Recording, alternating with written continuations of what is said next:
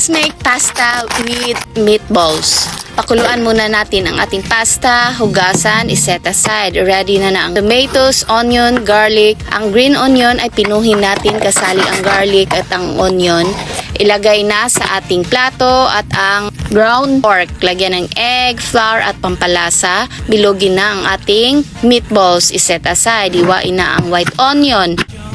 I-ready ang ating garlic at ilagay lahat sa frying pan, ang meatballs, tomatoes, white onion at ang garlic. Lagyan ng oil at lutuin, antayin maging golden brown at i-blender na ang ating tomatoes, garlic, onion, pasta water at ibalik sa frying pan. Lagyan ng pampalasa, cream cheese, pepper, salt at oregano. Ilagay na dito ang ating meatballs at ang ating pasta.